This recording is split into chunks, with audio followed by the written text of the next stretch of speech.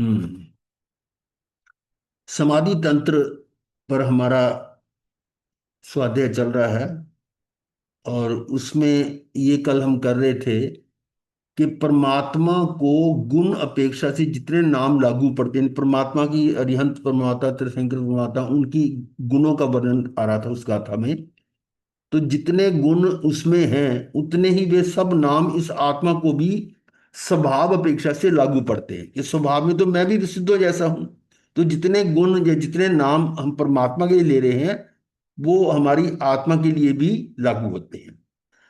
क्यों होते हैं? क्योंकि दोनों आत्माएं शक्ति अपेक्षा से समान है।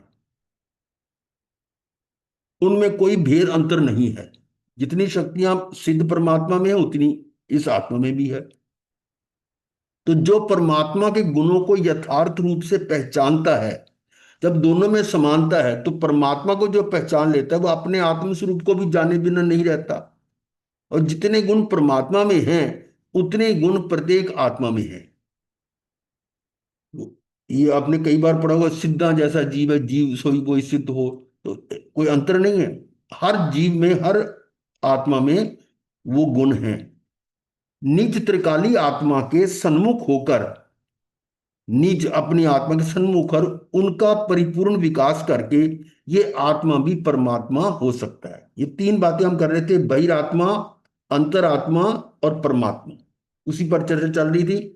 और इस पैरे को और अधिक व्याख्या के लिए हमने प्रवचन सार की गाथा नंबर 80 को लिया था। उसमें थोड़ा सा फिर देख लें। ये गाथा नंबर 80 क्या थी? द्रव्य गुण पर्याय से जो जानते अरहंत को, वे जानते निज आत्मा दृग मोह उनका नाश। अर्थात जो अरहंत भगवान को द्रव्य पने, गुण पने, पर्याय पने को पर्याय पने जानता है कि द्रव्य से क्या है, गुण से, पर्याय से। जो अरहंत भगवान को जानता है वह अपने आत्मा को जानता है। और ऐसा जानने से उसका मोह अवश्य नाश को प्राप्त हो जाता है। इसकी सारी हमने चर्चा की थी। और हम यहाँ ये करने के बाद ये यहाँ तक पहुंचे थे कि इस गाथा में मोह के नाश करने का उपाय बताया गया है। और वो क्या है? कि परमात्मा को देख के अपने आप को देखना। तो ये ऐसा कहा गया था। यह मुख्यतः दर्शन मोह अर्थात मिथ्यात्व के नाश की बात है।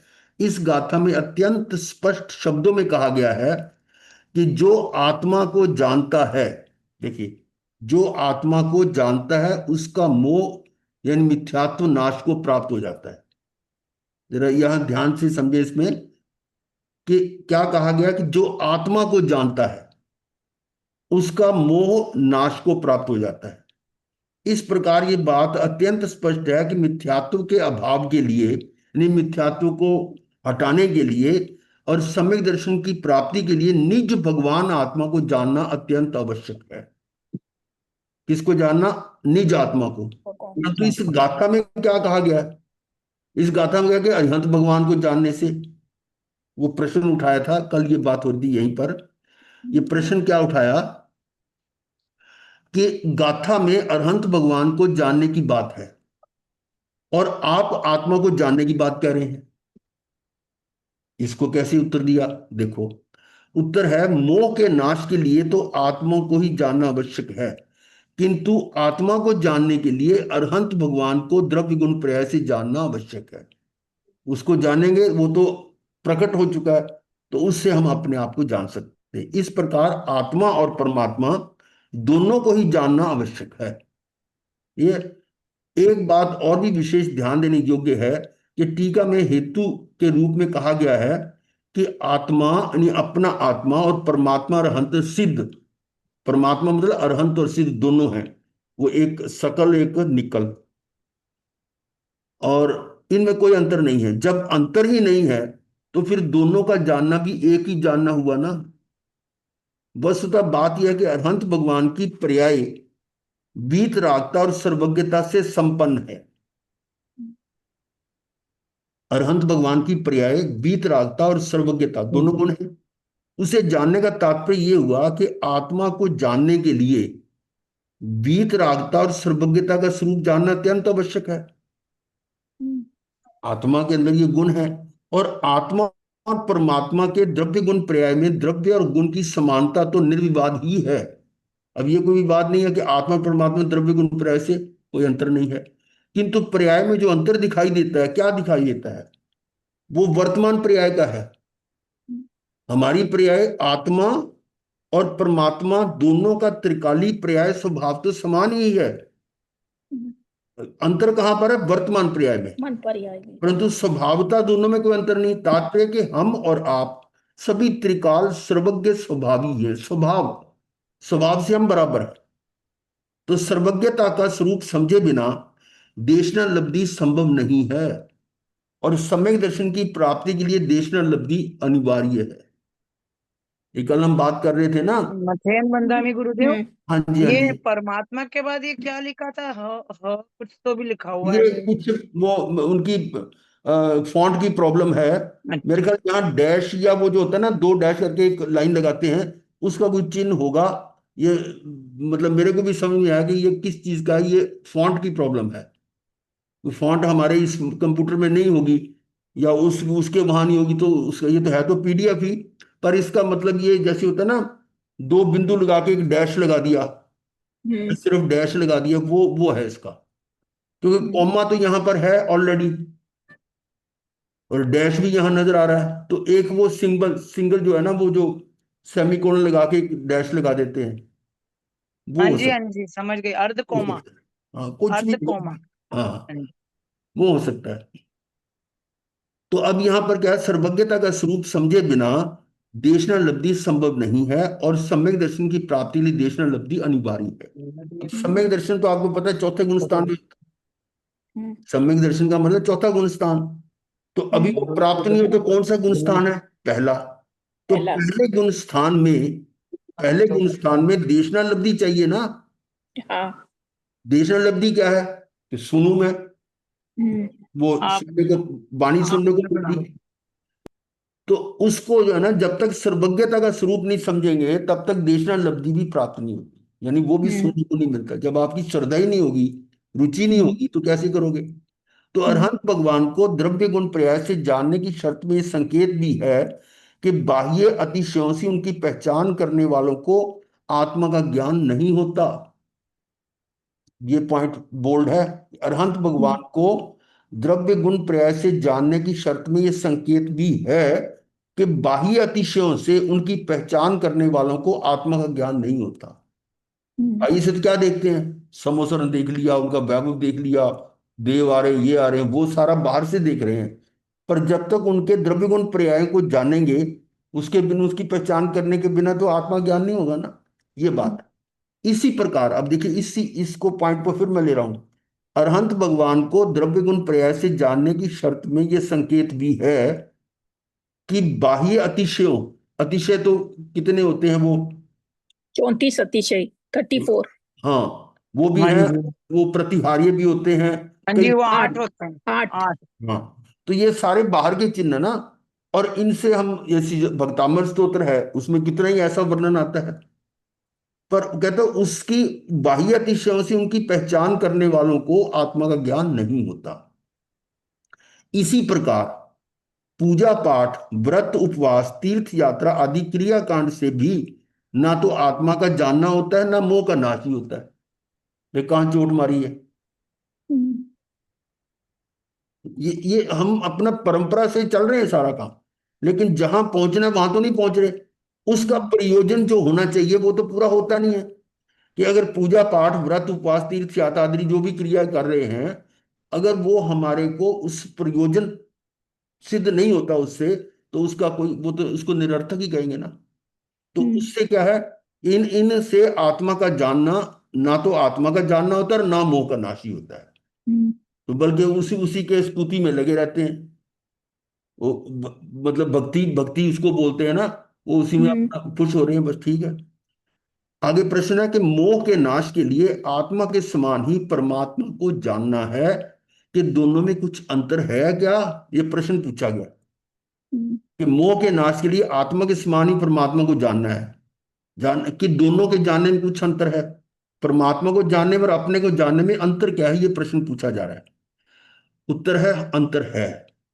क्योंकि परमात्मा को तो मात्र जानना ही है, परमात्मा को तो मात्र जानना ही है, जानते ही रहना है, जानते ही नहीं रहना है, उन्हीं में लीन नहीं हो जाना है, किंतु आत्मा को जानकर उसे जानते ही रहना है, उसी में जम जाना, रम जाना है। फिर सुनो इसको, कि परमात्मा को जानने में और अपने को जानने में अंतर कहाँ दे दिया। हम्म, कि परमात्मा को तो मात्र जानना ही है, जानते ही नहीं रहना है, उन्हीं में लीन नहीं हो जाना है, उसी में, उसी को जानते रहो, उसी को देखते रहो, क्या परमात्मा का रूप है, ये है, उसी में लीन हो रहे हैं, मस्त हो रहे हैं उसमें। बहुत ऐसे होते हैं वो नाचने लग जाते हैं।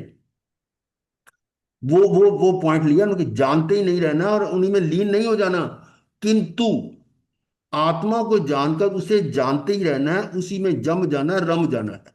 ये अंतर है कि बहुत परमात्मा को सुंदर। जानने में और अपनी आत्मा को जानने में अंतर कहाँ आ गया। है ना, थोड़ी गहराई वाली बात है। हाँ, फिर पढ़ रहा हूं एक बार कि अंतर क्या है, क्योंकि परमात्मा को तो मात्र जानना ही है, बस जानते ही नहीं रहना है, उन्हीं में लीन नहीं हो जाना है। तभी तो परमात्मा कह रहे हैं मुझे क्यों देख रहे हो, अपने आप को देखो। है ना। जी। और हाँ अगर जी। ये समयसार में भी आया हुआ कि अगर आपकी दृष्टि पुद्गल पर है, उसकी हम्म, मूर्ति पर है, तो हम्म, पूजा ही नहीं। हम्म, वो ये शब्द भी आया हुआ है समयसार में। हम्म, अब किंतु आत्मा को जानकर उसे जानते ही रहना है, उसी में जम जाना है, उसी में रम जाना है। परमात्मा को जानना तो एक सीढ़ी मात्र है, हम्म, सीढ़ी मतलब एक आलंबन है, हम्म, गंतव्य नहीं। हम्म, पर आत्मा को मात्र जानना ही नहीं है, निज रूप जानना है और उसी में अपनापन स्थापित करना, उसी में समा जाना है। बहुत ही सुंदर है। हाँ, इसीलिए बोल्ड है ये लिखा हुआ। हम्म, ठीक है। परमात्मा के ध्यान से तो पुण्य का बंध होता है। हम्म, क्या होता है, परमात्मा के ध्यान से तो पुण्य का बंध होता है, हम्म, और आत्मा के ध्यान से कर्म कटते हैं। अंतर समझ गए। वो हम्म, कर्म बंध रहा है, हाँ पुण्य का जी। बंध के कर्म बंध रहे हैं, हाँ जी। हाँ और जी। हाँ जी। इसका आत्मा के ध्यान करने से कर्म कट रहे हैं। मिथ्यात्व का नाश होता है। मूलतः तो आत्मा को ही जानना है, और परमात्मा को आत्मा को जानने के लिए जानना है। पॉइंट देखो क्या कहा कर रहे हैं। बहुत बढ़िया। मूलतः एक एक शब्द, वो यानी कितना तोल गहराई तोल में है, कि तोल आत्मा को तोल ही के लिखा है। है। तोल तोल के लिखा है एक एक शब्द। इसीलिए ना ये लिखने वाले हैं ना, ये कोई छोटे मोटे नहीं है, बहुत ज्ञानी। और मैंने कहा ना कि ये शब्दों को, कम से कम शब्दों को अधिक से अधिक व्याख्या कर देते हैं। तो आत्मा को ही जानना है। कोई कोई अक्षर आपको सुपरफ्लुअस नहीं नजर आएगा कि ये अक्षर ना होता तो चल जाता, नहीं। और बहुत कम शब्दों में बहुत बड़ी बात कह देते हैं कि आत्मा को ही जानना, और परमात्मा को, आत्मा को जानने के लिए जानना है। परमात्मा को क्यों जानना, कि आत्मा को जानने के लिए। आत्मा निज रूप है, और वह निज रूप से ही जाना जाता है। और क्लियर देखो, आत्मा निज रूप है और वो निज रूप से ही जाना जाता है, तथा परमात्मा पर रूप है और पर रूप से ही जाना जाता है। ये और बढ़िया हो गया। उसको पर ही समझोगे तो यही तो बात आ गई थी समय सार के लास्ट में, कि स्व द्रव्य के आश्रय से ही मुक्ति का कारण है, पर द्रव्य से नहीं। और मैं तुम्हारे लिए पर द्रव्य। हम्म। इस प्रकार यानी यहां कितना है कि परमात्मा ने यहां तक कह दिया कि मुझसे भी जुड़ने की जरूरत नहीं है, मेरा ही तुम गुणगान करते रहो, ये नहीं जरूरी। और आज क्या करते हैं कि कोई मान लो गुरु अच्छा है, नाम उसका बड़ा चढ़ा हुआ है, तो उनके शिष्य क्या करते हैं, उस गुरु के नाम की कमाई खाते हैं, गुरु की महिमा। और कोई नहीं, भगवान की इतनी महिमा नहीं गाएंगे जितनी गुरु की गाएंगे। चोट कहाँ लगा रहे हैं देखो। और ये है ऐसा, वो जिसको कहते हैं ना, क्या बोलते हैं, गुडविल। गुडविल होती है ना वो, बिजनेस में एक फर्म चल रही तो उसकी गुडविल से और कई फर्में खोल लेते हैं। तो गुडविल जो है ना, वो उसकी गुरु की गुडविल खा रहे हैं। और यहाँ कहते हैं उस गुडविल से हट जाओ। ये वही तो है। पॉइंट। हम्म, इस प्रकार इन दोनों के जानने में बहुत बड़ा अंतर है। अब फिर प्रश्न है, प्रश्न उत्तर में बड़ी जान है कि कोरे जानने से काम हो जाएगा? करना कुछ भी नहीं है। यदि कुछ भी नहीं करना है तो काम होगा कैसे? हम्म, अरे भाई, जानना भी तो एक काम है। हम्म, यही तो मेरा काम है, कार्य मेरा यही है। हम्म, कार्य कार्य तो जो है, और हम्म, आत्मा को तो एकमात्र काम जानना ही है। और हम्म, तो काम ही नहीं इसको कोई, क्योंकि ये हम्म, आत्मा पर में तो कुछ कर ही नहीं सकता। पर में कुछ कर ही नहीं सकता। अपने स्व पर प्रकाशक स्वभाव के कारण ये आत्मा पर को तो मात्र जान ही सकता है, कर कुछ नहीं सकता। तो करना और क्या है इसने? जानना एक काम नहीं, अपितु आत्मा का काम तो एकमात्र जानना ही है। हम्म, मात्र, हम्म, मात्र जानना। एक बात और भी ध्यान देने योग्य है कि यहां आत्मा और परमात्मा दोनों को जानने की बात कहकर यह भी कह दिया है कि आत्मा स्व और पर दोनों को जान लेता है। हम्म, जानना तो है, सबको जानेगा, अपने को भी पर को भी, क्योंकि आत्मा स्व है और परमात्मा पर है। इस तरह यह भी प्रतिफलित होता है कि मिथ्यात्व के नाश के लिए स्व आत्मा और पर मतलब परमात्मा दोनों को जानना अनिवार्य है। पर हम्म, के जानने को निरर्थक बताने वाले लोगों को उक्त कथन पर भी ध्यान देना चाहिए। बस। हम्म, अवलंबन तो है वो उसके लेके, फिर उसके बाद अपने क्या है। तो मोह के नाश के लिए सम्यक दर्शन ज्ञान चरित्र की प्राप्ति के लिए परमात्मा ने अरहंत को मात्र जानना है, जानने के अलावा कुछ नहीं करना है, क्योंकि वे तो हमारे मात्र ज्ञेय हैं और कुछ हम्म, नहीं। ध्यान रहे, यहां ये नहीं लिखा है कि उन्हें जानना भी नहीं है। हम्म, जानना तो है, हम्म, मतलब मात्र जानना, क्योंकि वे पर हैं। हम्म, ये क्या है कि यहाँ ये नहीं लिखा है कि उन्हें जानना भी नहीं है। जानना तो है क्योंकि वे पर हैं। यहां तो उन्हें जानने की बात डंके की चोट पर लिखी है कि उन्हें जानने का फल आत्मा को जानना बताया है, और हम्म, आत्मा के जानने पर मोह का नाश होता है। इस प्रकार प्राक्रांतर से अरहंत के जानने को मोह के नाश का उपाय बताया। क्या मतलब इसका हुआ? प्राक्रांतर से, इस प्रकार। बोलते प्रकार मतलब कॉन्सिक्वेंटली डिफरेंस। कॉन्सिक्वेंटली। हाँ, सीक्वेंटली, बिल्कुल ठीक है कि सीक्वेंट। हाँ, आत्मा के जानने पर मोह का नाश होता है, और अरिहंत को जानने से आत्मा को जाना, और आत्मा के जानने से मोह का नाश होता है। ये सीक्वेंस बनी। आत्मा का कार्य मात्र जानना है, स्व पर को जानना, इसलिए मात्र जानो जानो जानो और जानो। ठीक है? पर को जानो, स्व को जानो, स्व पर को जानो, पर से भिन्न स्व को जानो, और जानो, जानते रहो।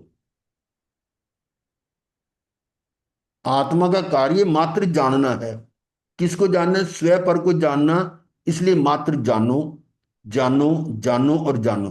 बार बार कहा कि ये उसको स्ट्रेस दी गई है। पर को जानो, स्व को जानो, स्व पर को जानो, और पर से भिन्न स्व को जानो। पर से भिन्न स्व को जानो, जानो और जानते रहो। अब उसको जानते रहो, अपने को अपना मानकर जानते रहो।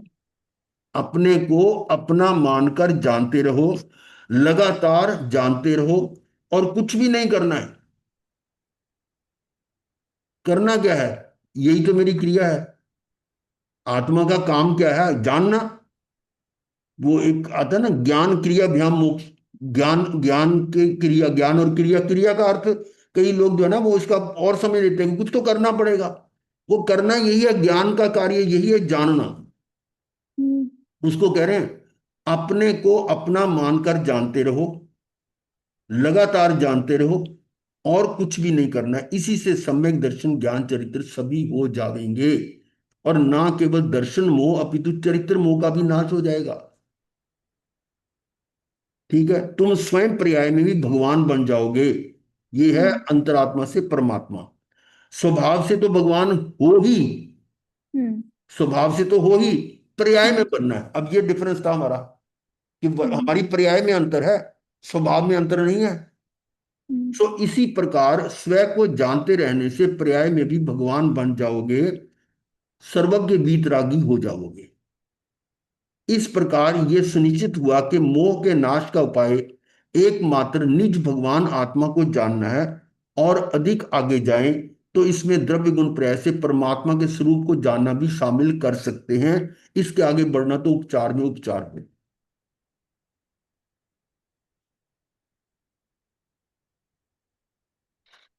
आगे कुछ और प्रश्न भी हैं, हम इसको लेते हैं आगे।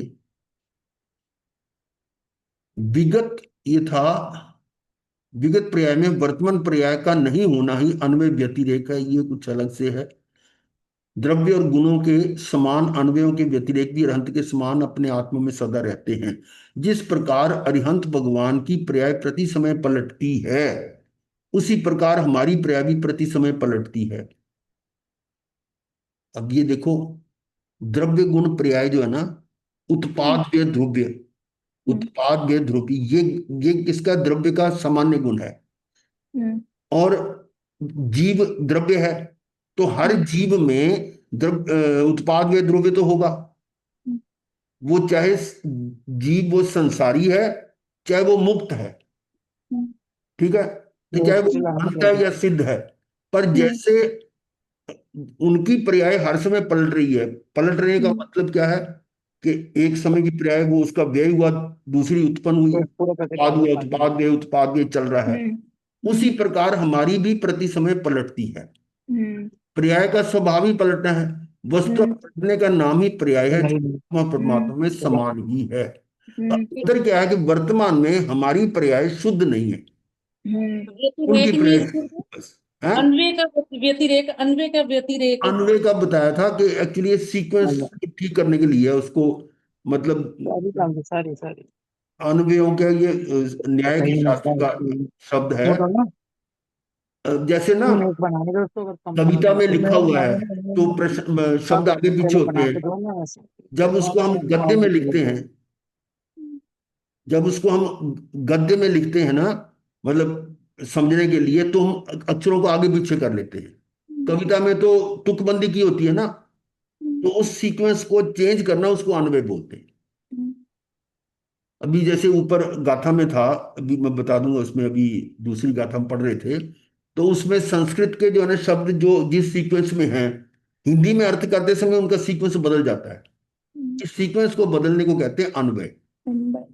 अन्वय, गुरुदेव आप जो भजन गाते हैं उसमें भी आएगा कई जगह अन्वय, तो हाँ, अन्वय के आगे पीछे व्यतिरिक्त कर देते हैं उसमें भी। हाँ कर देते हैं, उसमें होता है। महाराज जी डिक्शनरी में इसका आ रहा है, अन्वय इज द नेचुरल ऑर्डर और sequence of words in a sentence.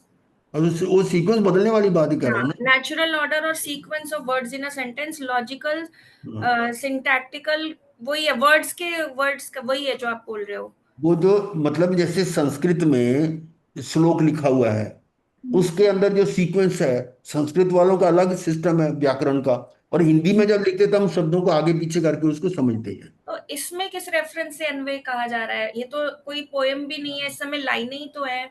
अब ये जो है ना, अक्रम, अक्रम को कहा है ना, क्योंकि गुण जो है अक्रम रहते हैं, तो ये आप कहीं अक्रम और जा वाली। रहे हो, वो बात नहीं है नहीं यहाँ नहीं, पे। नहीं गुरुदेव विगत मैं अरे आपका जो मैं बताता मतलब हूँ, बताऊं इनको, नहीं समझ आ रही तो कोई मेरे बात को नहीं, एक इसको आप दोहा इतना ज्यादा जोर मत दो, क्योंकि न्याय शास्त्र हमारा विषय नहीं रहा। ये न्याय शास्त्र की बातें हैं। जिन्होंने न्याय शास्त्र पढ़ा हुआ है ना, वो इसका अर्थ फौरन बता सकते हैं, परंतु फिर भी हम गुरुदेव, कोशिश करते हैं।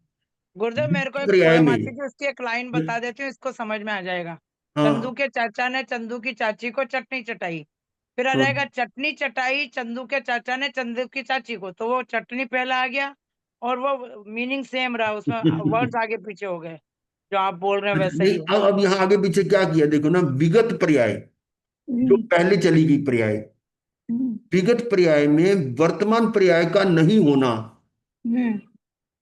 विगत पर्याय में वर्तमान पर्याय का नहीं होना ही अन्वय का व्यतिरेक है।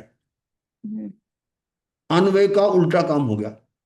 अन्वय में तो रहेगा, आगे पीछे करेंगे तो उसमें फर्क नहीं पड़ेगा, पर यहां तो अर्थ बदल गया ना।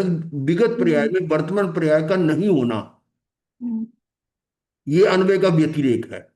और द्रव्य और गुणों के समान अन्वयों के व्यतिरेक भी अरिहंत के समान अपने आत्मा में सदा रहते हैं। द्रव्य और गुणों के समान अन्वयों के व्यतिरेक, अब ये इसलिए नहीं समझ आ रही कि हमारा इस पर कमांड नहीं है न्याय शास्त्र पर, न्याय शास्त्र की विषय अलग है। और अब ऐसी हमारी स्टेज है, हम इसको समझ नहीं सकते, अगर पढ़ना भी शुरू करेंगे ना तो समझ में नहीं आएगा। गुरुदेव आप जो बता रहे हैं बिल्कुल सही है। वो कह रहे हैं कि अन्वय चाहे किधर भी हो जाए मीनिंग उसका सेम रहेगा, मीनिंग नहीं बदलेगा। जो अरिहंत में वही हमारे में भी है। हाँ, तो यहाँ यहाँ यहाँ सीक्वेंस बदल दिया ना विगत पर्याय में वर्तमान हाँ पर्याय जी, ये नहीं है। तो पर मीनिंग सेम रहेगा। जब सीक्वेंस चाहे चेंज हो जाए मीनिंग सेम रहेगा उसका। यहाँ तो बदल गया ना।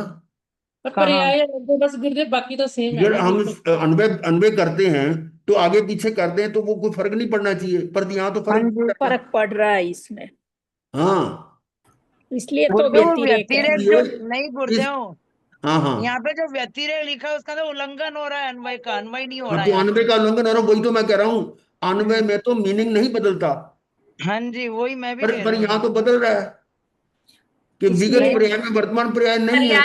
पर्याय में नहीं क्रमी है इसलिए गुरुदेव, अन्वय नहीं है। गुणों में अन्वय है क्योंकि वो अक्रमी है। नहीं बेटा वैसे ऐसे नहीं है। नहीं हम नहीं एक ही नहीं है। नहीं वो हमारे नहीं है, वो नहीं है। नहीं आंख नहीं, और अरे नाक भाई नहीं सुनो, की जगह गुरुदेव अगर ये हम देखो सही मेरी बात लिखा है सुनो। और आप जो बोल रहे हैं वो भी सही बोल रहे हैं। ये बोल रहे हैं विगत कि पर्याय, विगत पर्याय विगत में पर्याय जो वर्तमान पर्याय का नहीं होना ही अन्वय का व्यतिरेक है। तो वो तो हाँ है ही ना व्यतिरेक, क्योंकि विगत पर्याय में वर्तमान पर्याय ले जा ही नहीं सकते। इसके हाँ पहले वाले पैराग्राफ में अत्यंत जो फर्स्ट लाइन है ना, अन्वय रूप से विद्यमान वस्तु के अन्वय रूप से रहने वाली विशेषताएं ही गुण है। तो जितना भी अन्वय का उसमें समझ आ रही है लाइन, उसके उसी का अपोजिट अगर आप देखो तो ये लाइन है, विगत पर्याय में वर्तमान पर्याय का नहीं तो होना ही अन्वय इसीलिए तो का। व्यतिरेक का नहीं नहीं मतलब ही उल्लंघन है ना, उल्लंघन मतलब ही हाँ वही ना, व्यतिरेक मैं है। भी यही समझा रही हूँ इसको भी। व्यतिरेक लिखा मतलब उल्लंघन है, वो हो ही नहीं रहा है अन्वय यहाँ पे। ऐसा हाँ, है, मैं भी वही कह रही हूँ। पर्याय में क्रमी है ना, पर्याय में अन्वय नहीं है तो वो उल्लंघन हो ऐसा गया। है। चलो अब हाँ अपन हम कल वही बात वही। करेंगे, इसको देखो छोड़ो। मेरी बात सुनो, जिस पर विषय पर हमारी कमांड नहीं है हाँ जी, हाँ जी, तो उसको हम ऐसे नहीं कहते हाँ ठीक है ये गलत है, मैं इसमें हाँ कुछ नहीं। जी, हाँ जी, छोड़ देते हैं कुछ भी इसको। नहीं समझा छोड़ दो उसको, जरूरी थोड़ा है, हमें तो उसका सार भाव भाषण करना है कि जो कहना क्या चाह रहे हैं वो समझना है बस। बस ये आगे देखो क्या है कि यदि आप कहते हो तो हम अरहंत भगवान को द्रव्य गुण पर्याय रूप से समझ लेंगे और अपने आत्मा को भी उसी प्रकार समझ लेंगे, पर इससे मोह का नाश कैसे हो जाएगा?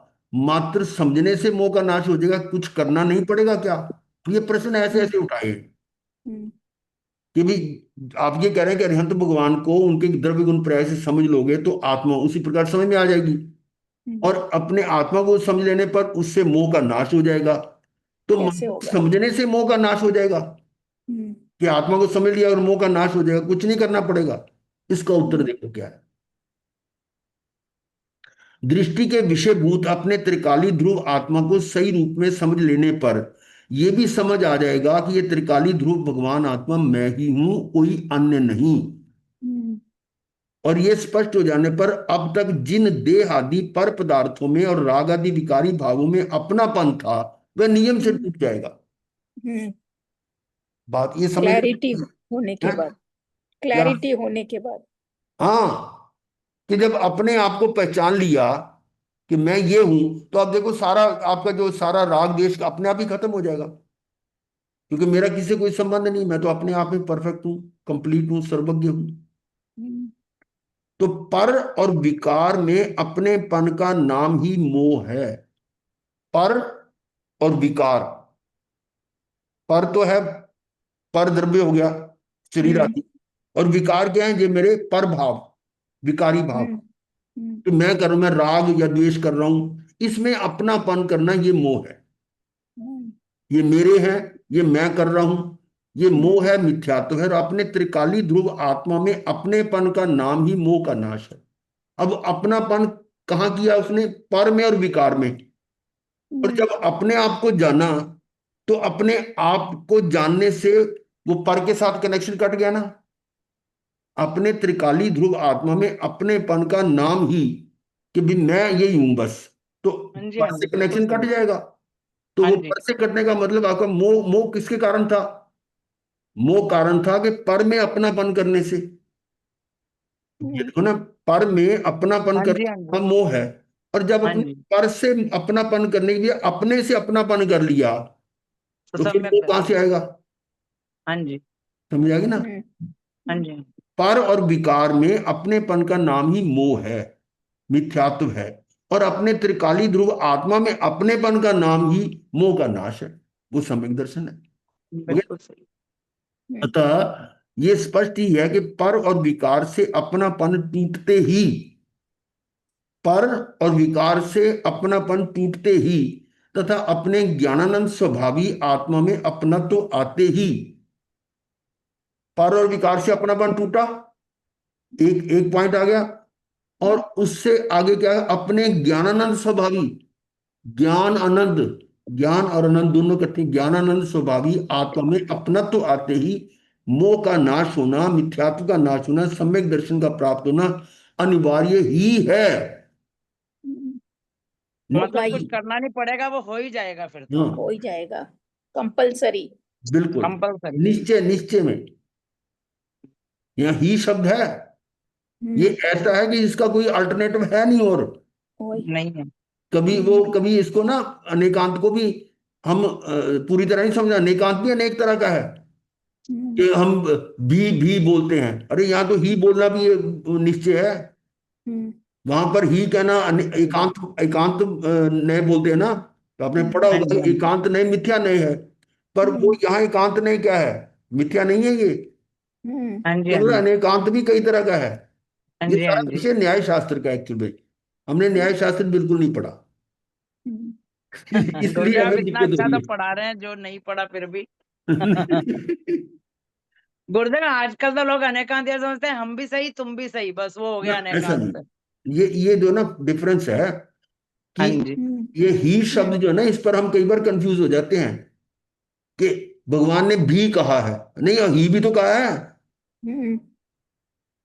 वो कहा है जहां उसका और अल्टरनेटिव है ही नहीं। है ही नहीं। ये फर्क है। तो इस प्रकार से पर में से अपनत्व टूटना, ये और क्लियर हो रहा है। पर में से अपनत्व टूटना और मोह का नाश होना एक ही बात है, सिमल्टेनियसली है। जैसे अपनत्व टूटा पर से, मोह का नाश हो, तो बिल्कुल स्पष्ट है। इसी प्रकार अपने में अपनापन होना और सम्यक दर्शन होना भी एक ही बात है। हाँ जी, हाँ जी, बहुत सुंदर, कमाल की है जी। बहुत ही इसलिए बढ़िया। मैंने शैली वो बहुत अच्छी व्याख्या है के इनकी। लिए इसी गाथा को मैंने इसलिए शिफ्ट किया इधर करके कि ये बहुत अच्छा। पूरा पढ़ ले। तो वस्तुतः बात यह है कि पर से अपनत्व टूटने और मोह मिथ्यात्व के नाश होने का एक काल है। एक काल का मतलब एक ही समय में। जैसे सेम उत्पाद टाइम। तो एक ही समय में होता है ना, उत्पाद होता है उस समय व्यय, उसी समय ध्रुवता भी है। तो एक ही काल में, एक ही समय में, ऐसी एक ही समय में अपनत्व टूटा और मिथ्यात्व, मिथ्यात्व का नाश हो गया। ये नहीं है कि उदय पहले मुनि जी अपनत्व। बताते थे ना गुरुदेव, प्रकाश आया तो अंधेरा गया, दोनों एक साथ रह ही नहीं सकते। हाँ उदय मुनि जी हाँ, बहुत वही वही बोलते थे। हाँ। वही बात है। वो हमारे वो गाथा आती है ना, वो क्या नाम है, नानस सबस तब पगास से नाए, पगासनाए। नानस सबस पगास नाए, अन्नान मोहस विभजनाए। कि ज्ञान का सर्वथा प्रकाश होते ही नानस सबस प्रकाश नए, जब ज्ञान का प्रकाश होता है, यानी ये जो अपने आत्मा का ज्ञान हो गया। अन्नान, अनान मतलब अज्ञान, अन्नान मोहस मोह से विवर्जनाए। विभजनाए। अज्ञान मोह अंधकार विनष्ट हो जाता है, छिन्न भिन्न हो जाता है। और उसके आगे अगली लाइन में आता है उसमें रागो या रागेण व दोषो दोषेण। संत्वेनंग, राग और द्वेष सूख जाते हैं। एगंत सोखम समवई मोखम। और एकांत सुख, एकांत सुख यानी और कोई ऑप्शन नहीं है, एकांत सुख मोक्ष सुख प्राप्त होता है। ये वही तो है ये। ऐसा नहीं है कि इन आगमों में ही जो लिखा वो हमारे आगमों में नहीं है, हम उसको गहराई से समझ नहीं रहे। यहां जो है ना, एक ही पॉइंट को कितनी तरह से समझाया जा रहा है। और वहां पर एक गाथा दे दी और उसकी एक्सप्लेनेशन भी कोई खास होती नहीं है, जबकि गाथा तो वो है वहां पर। हाँ जी, अब उसकी व्याख्या करो, देखो उसके भी कितने पृष्ठ भर जाए। और क्या। हमारे वो कमी है। और यहाँ उन्होंने एक ही विषय को लेकर उसको कितना एलेबोरेट किया है। तो ये गुरुदेव ये है। पढ़ेंगे लोग तभी तो उनको समझ आएगा, कोई पढ़ता ही नहीं है। नहीं, कई बार ऐसे भी बोलते हैं लोग को, ये कहते हैं अरे तो दिगंबरियों का ये पढ़ने के लिए ना हमारा ये मत पढ़ो। बहुत हाँ सारे जी, करते हैं, मना करते हैं इसको हाँ कि जी, हाँ जी। ये इनके शास्त्र मत पढ़ो, समय सार मत मत पढ़ो, ये प्रवचन सार नहीं है तो दिगंबरियों का है। अब बताओ उसमें कौन सी बात ऐसी जो हमारे आगमों में नहीं है। अब समय सार पे तो सही गुरुदेव ने बात। की थी और बुक लिखी है कि अचारंग आदि में समय सार, कि हमारे अचारंग आदि 45 आगमों में 45 आगम कैसे हुए, 32 तो हमारे और 13 और जोड़ दिए मूर्ति पूजकों के, श्वेतांबर, पंजेरे, उनके उनके उनके 32 और 13 प्रकीर्णक हैं। तो टोटल 45 आगमों में समय सार कहाँ कहाँ है, उसका पूरा ब्यौरा दे रखा है। वो पूरी बुक है हमारे पास। गुरुदेव देखा जाए तो इन्होंने इसका निचोड़ बना के और समय सार बना लिया बस। हाँ, बस वही सार सार निकाल दिया ना। हाँ जी, हाँ हमारी जी, चीजें बिखरी पड़ी हैं। हाँ जी, हाँ जी।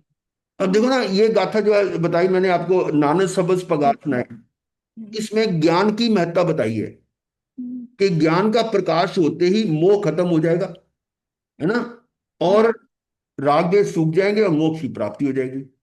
और एक गाथा और भी तो है ऐसी, वो मेरे को याद नहीं, पर उसका सेना वयम वाला आता है, किसी को याद होगी तो हो सकता है उत्तरायण में ही है, कि मोह को सेनापति कहा। जैसे सेनापति को हराने से या राजा को हराने से पूरी सेना अपने अधीन हो जाती है, ऐसे ही मोह कर्म को जीतने से सारे कर्म अपने आप ही भाग जाते है। हैं। ये उसका हाँ जी, उसका अर्थ है। हाँ जी, अब ये गाथा भी हमारे आगमों में है, पर हाँ इस जी, हाँ गाथा जी। में किसको प्रमुख किया? मोहनीय कर्म को, कि मोहनीय कर्म का नाश करो, उससे सारे कर्म क्षय हो जाएंगे। और ये जो अभी मैंने पहले गाथा बोली उसमें क्या, कि ज्ञान का प्रकाश होते ही मोह खत्म हो जाएगा। अब दोनों को कंपेयर करो, कितना अंतर है। बस मतलब मौनी कर्म को अंधेरा बोल दिया और ज्ञान को ना उजाला जी बोल ना, दिया। नहीं नहीं नहीं नहीं नहीं नहीं, हाँ जी। बहुत बड़ा अंतर है। अच्छा जी। कि अरे किसको पहले प्रेफरेंस दी गई, किसको टॉप, एक अच्छा जी। गाथा में टॉप किसको कहा गया? जो टॉप हीरो है उसमें कौन है? वो तो ज्ञान है इसमें। आत्मा। और ना ना ज्ञान है। ना, ज्ञान, नानक सबस पगार हाँ ने जी, उसको लिया है, उसको हाँ उसको जी, हाँ जी, प्राथमिकता दी है। और दूसरी गाथा है मोहनीय कर्म को मोह प्राथमिकता को दी है। मोह हाँ को जी, हाँ जी। तो ये डिफरेंस क्यों है? क्योंकि ज्ञान ही सर्वोपरि है, इसलिए ज्ञान को ही हाँ, शुरू करेंगे। फिर दूसरी गाथा क्यों दी? दूसरी में पता मोह नहीं को गुरुदेव, इम्पोर्टेंस। हमको नहीं हाँ, पता। ये कमी है हमारे आगमों में।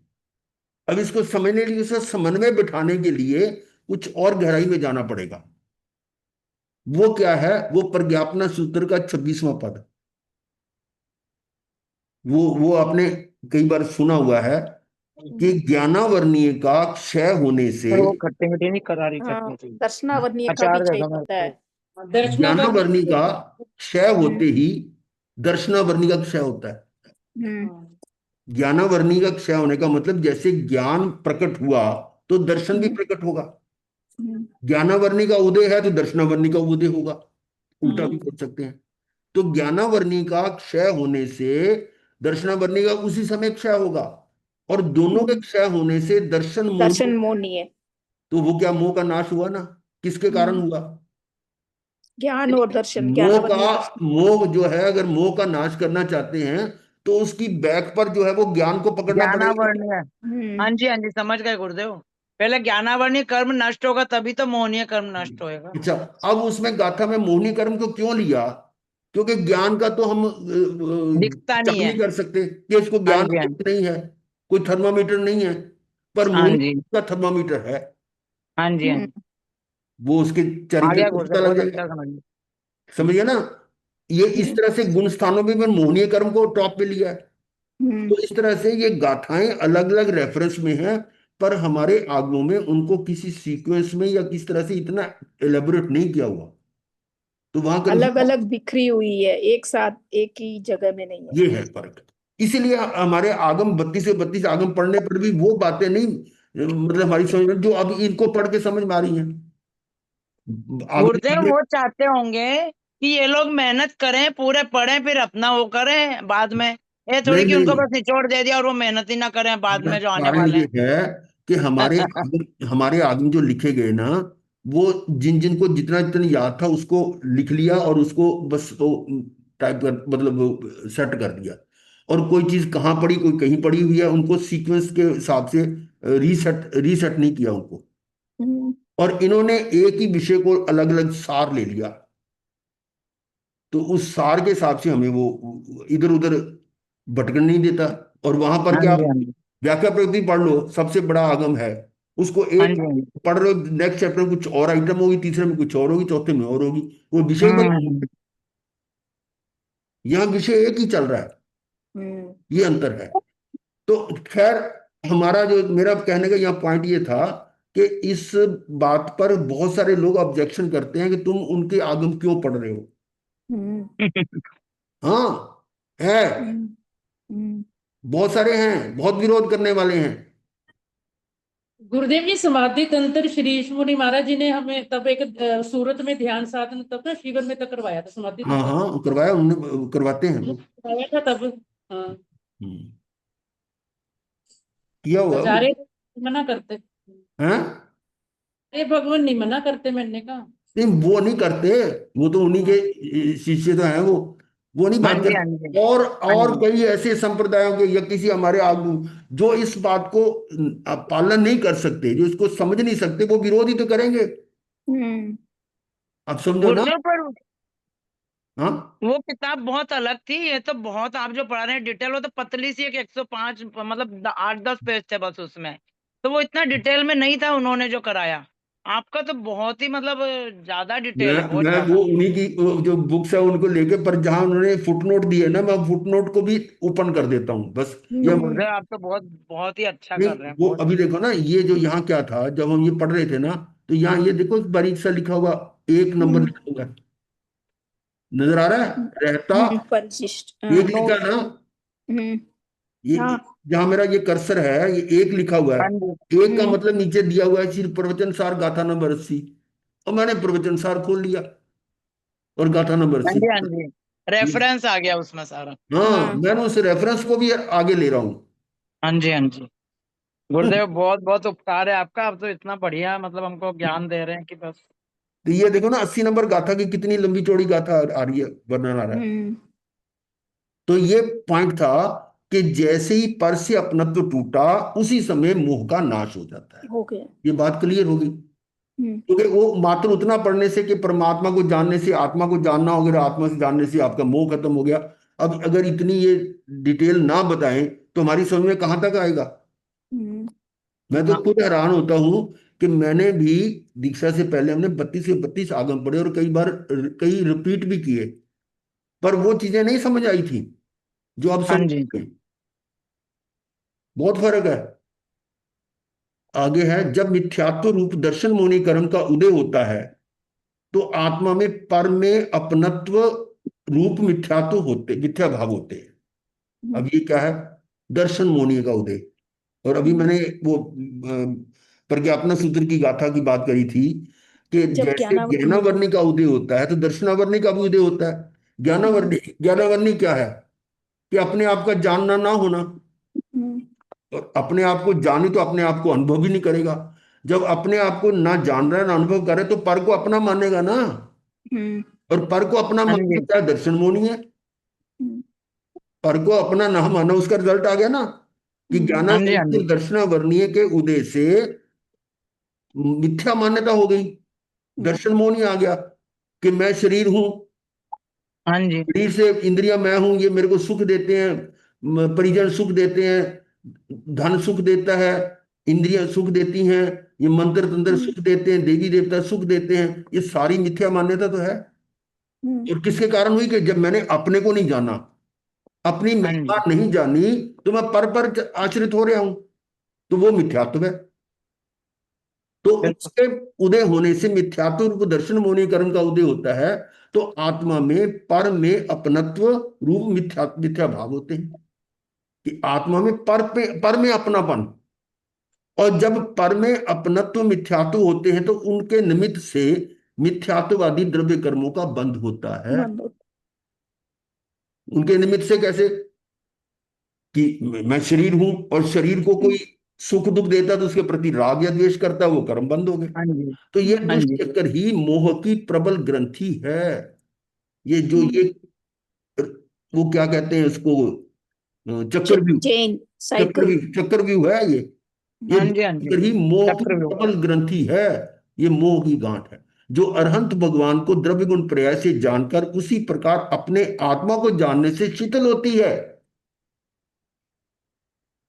भगवान के द्रव्य गुण पर्याय को जानने से ऐसे शिथिल होगी कि मैं भी तो वैसा ही हूं। तो उसी प्रकार अपने आत्मा को जानने से वैसा मैं भी हूं शीतल होती है। इसलिए बार बार कहते हैं भगवान के, तुम अपने को देखो, स्वयं को देखो। पर से भिन्न अपने आत्मा में अपनापन स्थापित होकर अपने आत्मा में ही जमने रमने से टूटती है, फूटती है, नष्ट होती है। क्या? ये मोह की गांठ है। मिथ्यात्व। मोह की गांठ हाँ जी। वो है, टूटती है, फूटती है, नष्ट होती हाँ है। जी। हाँ जी। हाँ जी। बहुत ही। अब देखिए 80वीं गाथा में दर्शन मोह के नाश की बात की, और अब 81वीं गाथा में चरित्र मोह की नाश की बात करते हैं। ये आगे की अलग वर्णन है।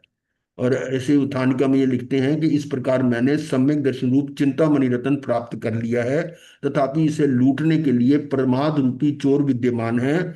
ऐसा विचार कर वह ज्ञानी सम्यक दृष्टि आत्मा जागृत रहता है, जागता रहता है और सावधान रहता है। चलिए अब हम वापस अपनी पॉइंट पर आ जाते हैं। यहां से चले थे, ये गाथा नंबर हाँ। कितने का चल रहा था?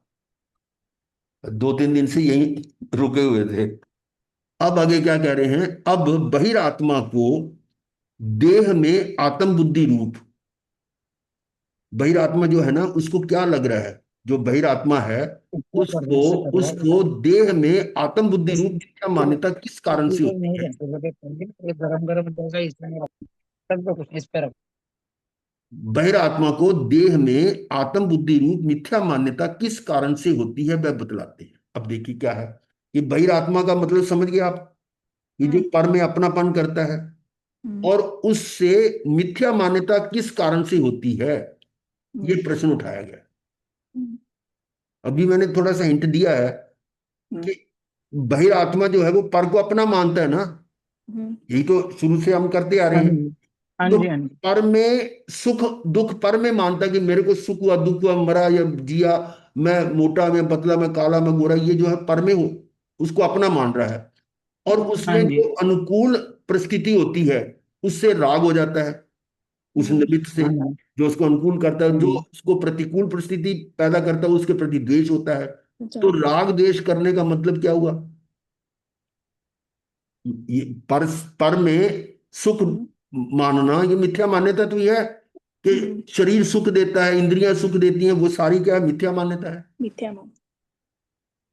और यहां तक हम तो कहते हैं नहीं, शरीर सुख देता है, ये इंद्रियां सुख देती हैं, परिजन सुख परिजन देती हैं, सुख देते हैं। धन सुख देता है, मंत्र तंत्र सुख देते हैं, नवकार मंत्र सुख देता है। ये कहने पर भी कई लोग उछल जाते हैं, नवकार मंत्र को भी आपने बोल दिया। नवकार मंत्र किस लिए है? ये अरिहंत की स्तुति, अरिहंत को जानना किस लिए है? अरिहंत को अभी तो हमने कहा कि जप तप ये हाँ जी। पूजा वगैरह, वो हाँ जी। बाहर वाला जो आपको आत्मा तक नहीं पहुंचाएगा। हाँ। उस दृष्टि से कहा है कि ये हाँ जी। ये सुख दे, सुख तो आत्मा का अपना गुण है, कोई दूसरा सुख दुख दे ही नहीं सकता। और ये हाँ जी। आप सभी जानते हैं कि सुख दुख मेरे स्वयं कृत कर्मों का फल है कि नहीं? है। मेरे कर्म के अनुसार मुझे सुख मिलेगा। अगर पुण्य का उदय है तो मेरे को सुख मिलेगा, और पाप का उदय तो मेरे को दुख मिलेगा। तो इसका मतलब सुख दुख का कारण कौन है? उदय कर्म। और उस उदय कर्म को कोई दूसरा बदल सकता है क्या? नहीं। कोई नहीं बदल सकता मेरे सिवा। हाँ, तो फिर इसलिए कोई परमात्मा भी नहीं बदल सकता। ना मुझे वो सुखी कर सकता है ना दुखी कर सकता है। हाँ जी। इसलिए समय सार में आया था कि जो ये मानता है कि मुझे उसने सुखी कर दिया या दुखी कर दिया, या मैं उसको सुखी दुखी कर रहा हूं, तो वो अज्ञानी मूढ़ है। क्यों भाई? वो जो कुछ उसको सुख दुख मिलना है, जीना मरना है, वो उसके अपने कर्म के अनुसार है। और दूसरे के कर्म को आप बदल नहीं सकते। अगर आप दूसरे कर्म को बदल सकते हो तो आपकी बात मानी जा सकती है, पर आप दूसरे कर्म बदल नहीं सकते। कर्म कोई करे और असर किसी और पे हो। बड़े कोई। लेकिन ये ऐसी मान्यता चल रही है। मेरे एक बार हुआ था, ये बात बहुत पुरानी है, 82 की। हम्म, तो वो, ये नेहा जानती है, रियांश हुआ था 82 में। ना रियांश नहीं, सॉरी, नमित। तो मेरे क्लासमेट थे वो, सॉरी, स्कूल स्कूल में थे मेरे साथ सब टीचर, कुछ शास्त्री जी थे। तो वो उन्होंने ना उसको, इसका वो बनाया, टेबा शेवा जो बनाते हैं। तो कहता है इसका ना चंद्रमा नीच का है, तो इसके लिए तो ये जाप करना पड़ेगा। मैं कहा फिर? तो कहता है मैं कर दूंगा, इतने 1.25 लाख का ये जाप होगा, नहीं तो ये जो है ना वो हम्म। खराब करेगा। हम्म। अब मैं कि ये बताओ, आपके करने से इसको कैसे फर्क पड़ जाएगा, सही या बात है। मेरे को कैसे फर्क पड़ जाएगा? हाँ, इतना तो मैं कह सकता हूँ कि आप जब मैं करूं तो चलो फिर तो कुछ मेरे पे अपना असर होगा, पर दूसरा कैसे हो सकता है? हम्म, तो मैंने उनको स्वीकार नहीं किया इस बात को। हम्म, हम्म। तो ये ऐसे करते हैं, पंडित लोग तो करते हैं कि इतने का जाप कराना है और इतने 1.25 लाख का जाप होना है। वो जो कस्टमर जो होता है, जो भी कहता है कि मैं तो कर नहीं सकता, अच्छा मैं कर दूंगा पर इसका इतनी खर्चा होगा, इतने 1,000 रुपये हम्म, ये लगेगा। उनका तो उनका हम्म। काम है। पैसे समझ और रहे हैं? पता नहीं करते भी हैं कि झूठ बोल देते हैं, ये भी पैसे नहीं पता अपने पैसे को। अरे जब नहीं करते भी होंगे हो, हम उस बात पे नहीं जा रहे। पैसे करते भी करते हो ही होंगे, इतने तो, लोगों को नहीं कैसे नहीं, करते? अरे बात सुनो ना, करते भी हो, मैं इस बात को भी, चलो मैंने को कि मैं वो हाँ, पर वो नहीं पर करे। का जब कर ही नहीं सकते तो फिर क्या है। नहीं नहीं, मतलब ये मैं इस पर वो उनको ऑब्जेक्ट नहीं कर रहा कि वो नहीं करेंगे, करेंगे वो, इतना तो मुझे भरोसा था। पर उसके करने से यहाँ कैसे असर हो जाएगा? हाँ जी, हाँ जी। वही। बिल्कुल बात जी। तो ये है। हम्म, हाँ। मतलब इतना तो मेरे को उस पर भरोसा था कि ये गलत, मेरे को फ्रॉड नहीं करेगा। परंतु वो जो जो उसका जो फिलॉसफी है, वो मेरे को मान्य नहीं थी, हम्म, ये बात। गुरुजी आपने तब पढ़ लिए होंगे ना 32 आगम, आपको पता ही होएगा पहले से ही। कुछ थोड़ा थोड़ा वो सुन सुन के भी हो जाता है ना, प्रवचन सुन सुन के ही होता है ना। चलिए। और फिर उदय मुनि जी जैसे गुरु मिला था आपको, क्या कमी थी इस वो सब तो में। बात काफी बाद में ली, 82 की बात बता रहा हूँ, बहुत पुरानी बात है। अच्छा जी। ये अच्छा। 42-43 साल हो गए, 43 साल, 43 का हो अच्छा। गया। चलो, अब अगली गाथा शुरू करने से पहले हम फिर अपने कुछ, हैं, नहीं, चलो गाथा तो पढ़ ही लेते हैं। गाथा नंबर 7। आत्मज्ञान से हो विमुख, इंद्रिय से बहिरात्म, आत्मा को तन्मय समझ, तन ही गिने निजात्म।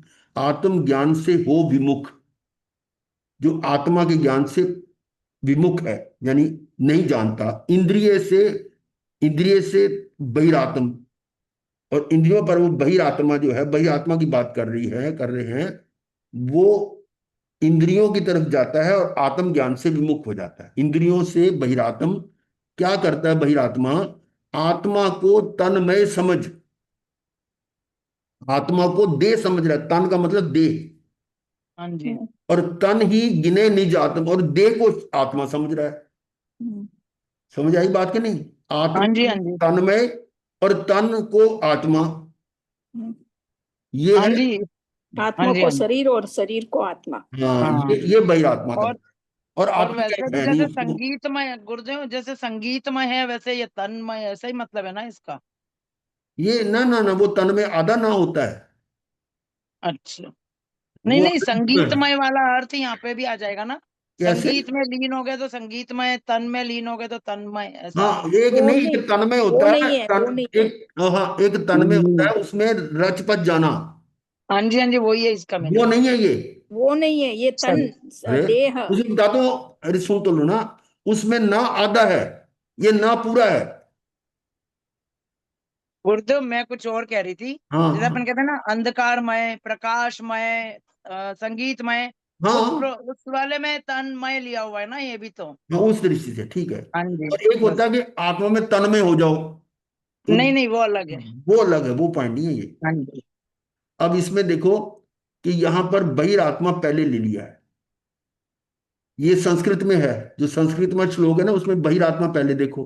बहिरात्मेन्द्रिय द्वारे रात्मना आत्मज्ञान प्रांगमुखा स्मृता स्वात्मनो देमात्मत्वेनाध्यव्यस्यति। यानी इसमें बहिरात्मा पहले लिया हुआ है और यहाँ बहिरात्मा यहाँ लिया हुआ है। ये अन्वय बदल हाँ गया ना। जी, हाँ जी, बदल अन्वय। गया। अब अन्वयार्थ उसका कैसे कर रहे हैं कि बहिरात्मा यानी इसको पहले ले लिया, इंद्रिय द्वारे यानी इंद्रिय द्वारों से, इंद्रिय द्वारों से जैसे मैं आंखों से देख रहा हूं, कानों से सुन रहा हूं, इंद्रिय द्वारों से, उससे मैं जो सुन रहा हूं जो मुझे प्राप्त हो रहा है वो इंद्रिय द्वारों से स्फुरित, यानी वो बाह्य पदार्थों को ही ग्रहण करने में प्रवृत्त होने से, ये क्या है, यहां था इंद्रिय द्वारों से, आगे क्या कह रहा है, बाह्य पदार्थों को ही ग्रहण करने में प्रवृत्त होने से, कि ऐसा नहीं कहा यार, वो बहुत वो भारी भारी बाहर की चीजें इंद्रियों से जान रहा है, पैर पे खा लेंगे अपनी में खा सकते। इंद्रियों क्या से, है पंडित? हम्म, इंद्रियों से बाहर की वस्तुओं को जान रहा है और खुद क्या है, आत्मज्ञान प्रांग मुख, यानी आत्मज्ञान से वंचित है। आत्मज्ञान से प्रांग मुख मतलब उससे दूसरी तरफ मुख किया हुआ है। इससे वह आत्मनः देहम, अपने शरीर को, आत्मवतेन आत्मत्वेन अध्यवस्यति, यानी मिथ्याभिप्राय पूर्वक आत्मा रूप समझता समझता है। हम्म, तो ये था। जी। इतनी 2 लाइनें और पढ़ लेते हैं। इंद्रियों द्वारा, इंद्रियों रूप द्वारा, इंद्रिय रूप द्वारों से, यानी इंद्रिय रूप जो 5 इंद्रियां, इनके द्वारों से, इनके माध्यम से, अर्थात इंद्रियों रूप मुख से, मुख का मतलब उधर मोड़ा, जैसे आत्मा मुख मुख होता है, स्वर्ण मुख होता है, ये प्रांग मुख होता है, ऐसी इंद्रियों मुख हाँ जी, से बाहर के पदार्थों के ग्रहण में रुका हुआ होने से, कि बाहर की चीजों को ग्रहण कर रहा है, ये मेरी है, ये मेरी है, ये जिसको देख रहा है जान रहा है, ऐसे बाहर के पदार्थों के ग्रहण करने में रुका हुआ होने से वह बहिरात्मा मूल आत्मा है। आगमों में हाँ जी, ये तो ना जबरदस्त ठोकते हैं, मूढ़ आत्मा, मूर्ख। और वह आत्म ज्ञान से प्रांग मुख, अर्थात जीवन स्वरूप के ज्ञान से बहिर्भूत, प्रांग मतलब उससे उलट, उससे बाहर, अर्थात जीव स्वरूप के ज्ञान से बहिर्भूत, उसके ज्ञान से बाहर है। हाँ जी, ऐसा होता हुआ वह बहिरात्मा क्या करता है, अब क्या करता है वो, अपनी देह को आत्मा रूप मानता है, अपनी देह को आत्मा रूप मानता है, और अर्थात अपना शरीर वही मैं हूं ऐसी मिथ्या मान्यता करता है। क्या बोल रहा है कि अपने शरीर को आत्मा मान रहा है, और इससे आगे चलेंगे तो ऐसा भी होगा पर के शरीर को देखे उसको भी आत्मा मान रहा हो, जैसे हाँ मैं जी, आपको देख रहा हूँ भी आपको ही आत्मा ही मानने लग गया, ये भी हो हाँ सकता जी, है। पहले हाँ तो जी। इसी की बात कर रहे हैं। हाँ, हाँ, हाँ। चलो यहीं पर ब्रेक लगाते हैं, कोई ना कोई भजन लाइनें बोलते हैं। जाग चेतन, जाग चेतन स्वयं को पहचान, जाग चेतन, जाग चेतन स्वयं को पहचान। सिंह है तू, सिंह है तू, भेड़ मत बन, दूर कर अज्ञान, जाग चेतन, जाग चेतन स्वयं को पहचान। दूध में नवनीत जैसे, खुशबू जैसे फूल, दूध में नवनीत जैसे, नवनीत कहते हैं मक्खन, दूध में नवनीत जैसे, खुशबू जैसे फूल, तेरा प्रभु तुझ में बसा है, तेरा प्रभु तुझ में बसा है, तू गया है भूल, तू गया है भूल, अप दिवो, अप दिवो, बन जा चेतन, छलकेगा सब ज्ञान, जाग चेतन, जाग चेतन, स्वयं को पहचान। अप दीपो का मतलब है अपना दीपक खुद बन जाओ। स्वयं। स्वयं, स्वयं जागो, उसी से सब कुछ मिलना है। चलिए यहीं पर हम ब्रेक लगाते हैं। गुरुदेव, वो जो